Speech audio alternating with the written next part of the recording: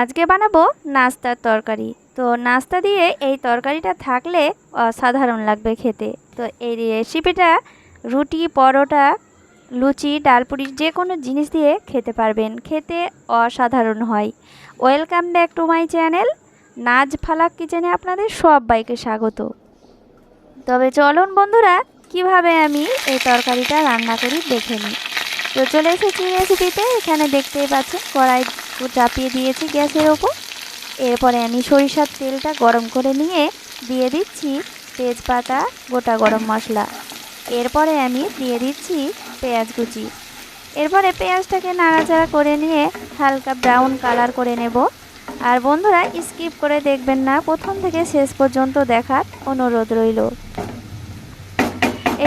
এই তো দেখতেই পাচ্ছেন বন্ধুরা, আমি পেঁয়াজটাকে কিভাবে ভেজে নিয়েছি। বেশি ভেজে নেব না, হালকা ব্রাউন কালার করে নেব। তো বন্ধুরা, এরপরে দিয়ে দেব আদা রসুন বাটা। আদা রসুন বাটাটাও আমি খুব ভালো করে ভেজে নেব।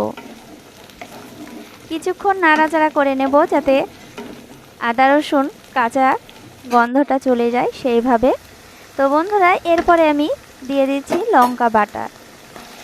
তো দেখতেই পাচ্ছেন এখানে আমি লঙ্কা বাটা দিয়ে দিচ্ছি, গুঁড়োও দিতে পারেন। ওইটাকে নাড়াচাড়া করে নিয়ে আমি দিয়ে দিচ্ছি স্বাদ মতো লবণ, দিয়ে দিচ্ছি 1 চামচ জিরে গুঁড়ো, আর দিয়ে দিচ্ছি ধনে গুঁড়ো আর হলুদ গুঁড়ো। এগুলো সব কিছু পরিমাণ করে দিয়ে আমি এটাকে খুব ভালো করে কষে নেব। আর বন্ধুরা, যে কোনো রেসিপিতে মশলাটাকে খুব ভালো করে কষে নিতে হয়। মশলাটাকে যত সুন্দরভাবে কষে নেওয়া যাবে, তরকারির স্বাদটা অনেকটাই বেড়ে যাবে। আর এখানে দেখতেই পাচ্ছেন আমি ছোলার ডাল আর আলুটা সেদ্ধ করে নিয়েছি, একেবারে গলিয়ে নেব না, হালকা করে নেব। আর এখানে নিয়ে নিয়েছি মেটে, এটা খাসির মেটে। তো মেটেটাকে খুব সুন্দর করে গরম জলে ধুয়ে ভালো করে পরিষ্কার করে নিয়েছি। এরপরে যে মশলাটা কষে নিচ্ছি, কষে নিয়ে আমি এখানে দিয়ে দিচ্ছি মেটেটাও আমি খুব ভালো করে কষে নেওয়ার পর আমি অল্প করে জল দিয়ে দিচ্ছি। অল্প করে জল দিয়ে আমি এটা ঢাকা দিয়ে দিচ্ছি 1 মিনিট মতো। এটাও দিয়ে আমি খুব ভালো করে কষে নেওয়ার পর এই তো দেখতেই পাচ্ছেন তেলটা অনেকটাই ওপরে উঠে গিয়েছে, এই যে দেখুন। এরপরে আমি দিয়ে দেব শাহি গরম মশলা। তো আপনাদের হাতের কাছে যদি শাহি গরম মশলা না থাকে, আপনারা বাড়ির ভাজা মশলা দিয়েও রান্নাটা করে নিতে পারেন। আর বন্ধুরা, এরপরেও আমি বাড়ির ভাজা মশলা দিয়েও রান্নাটা করে নেব, স্বাদটা অপূর্ব হয়, দুটো দিলে অসাধারণ হয়। এটা দিয়ে আমি খুব ভালো করে কষে নিয়েছি, এই যে দেখতেই পাচ্ছেন খুব সুন্দর করে কষে নেওয়া হয়েছে, তেলটাও ছেড়ে গিয়েছে, দেখতেই পাচ্ছেন খুব ভালো করে ভেজে নিয়েছি। এরপরে আমি যে সেদ্ধ করা ডাল আর আলুটা আমি দিয়ে দিচ্ছি। আর ডালটা একেবারে সেদ্ধ করা যাবে না, হালকা। তো বন্ধুরা, হালকা একটু শক্ত হয়ে থাকবে সেইভাবে সেদ্ধ করে নিতে হবে।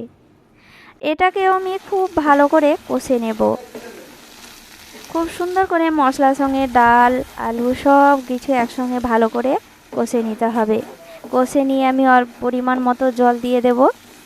আর বন্ধুরা, আমার চ্যানেলে আজকে যদি প্রথম হয়ে থাকেন, তাহলে বন্ধুরা সাবস্ক্রাইব করে পাশে থাকবেন। আর আপনারা যদি পাশে থাকেন, আমি অবশ্যই আপনাদের পাশে থাকব। আর যে সকল বন্ধুরা আমার পাশে আছেন, তাদেরকে অসংখ্য অসংখ্য ধন্যবাদ জানাই। আর আমি সকলের পাশেই থাকি, একেবারে প্রথম থেকে শেষ পর্যন্ত রেসিপি দেখি, যে কোনো ভিডিও যে বন্ধুরা আমি সাবস্ক্রাইব করে রেখেছি, সকল বন্ধুদের আমি প্রথম থেকে শেষ পর্যন্ত দেখি।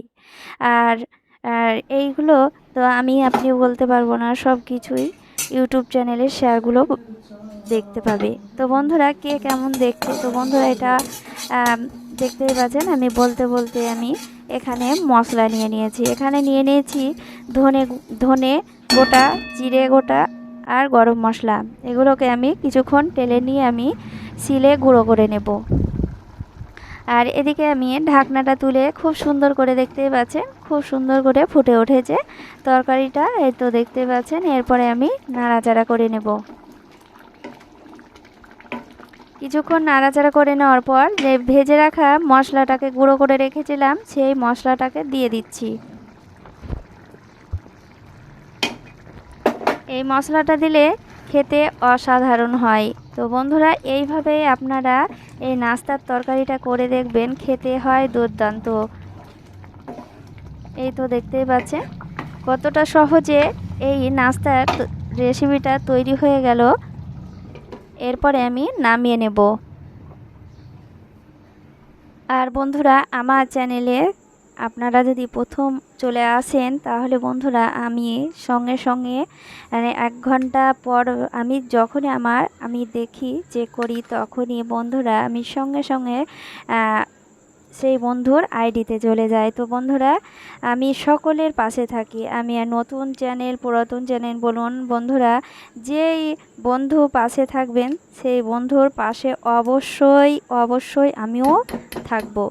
তো বন্ধুরা দেখতেই পাচ্ছেন রেডি হয়ে গিয়েছে এই নাস্তার তরকারিটা, খেতে হয় দুর্দান্ত। এই রেসিপিটা কতটা সুন্দর হয়েছে দেখেই তো বোঝা যাচ্ছে, দেখতেই পাচ্ছেন বন্ধুরা। এইভাবে আপনারা বাড়িতে অবশ্যই তৈরি করবেন, আর রেসিপিটা ভালো লাগলে লাইক কমেন্ট শেয়ার করবেন। আর সবাই ভালো থাকেন, ধন্যবাদ।